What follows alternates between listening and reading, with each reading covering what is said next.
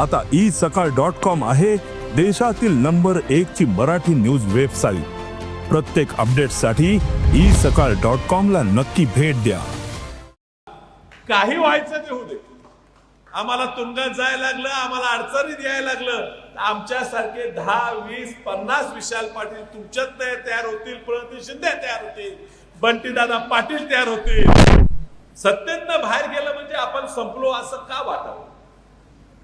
आपण संस्था चालवताना कुठेतरी कमी पडलो, आपण चुकलो, आपण अडचणीत आलो, पण लगेच आपण कुठेतरी भारतीय जनता पक्षाकडे, शिवसेनेकडे संरक्षण घेण्यासाठी जायची गरज नाही।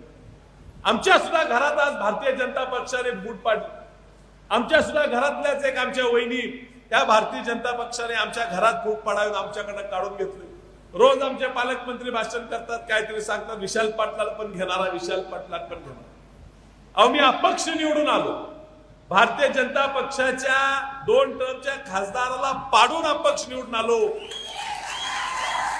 आणि मी निवडून आलो कारण मी लोकांना सांगितलं की जरी अपक्ष असलो तर मी काँग्रेसच्या विचाराचा आहे, आणि काँग्रेसचा विचार एवढा मोठा आहे की तो असा सहज दाबता येत नाही।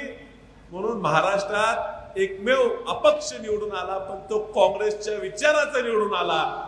काही व्हायचं ते होऊ दे, आम्हाला तुरुंगात जायला लागलं, आम्हाला अडचणीत यायला लागलं, आमच्यासारखे 10, 20, 50 विशाल पाटील तुमच्यात तयार होतील, प्रणिती शिंदे तयार होतील, बंटीदादा पाटील तयार होतील।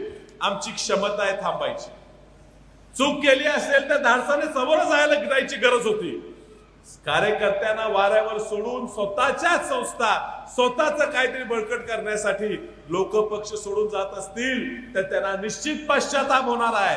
ह्या मतदारसंघात काँग्रेसचा विचार एवढा बळकट आहे की ह्या मतदारसंघाचे काँग्रेसचे कार्यकर्ते सामान्य माणसाला नेता बनवू शकतात आणि त्याला खाली उतरवू शकतात, मला विश्वास आहे।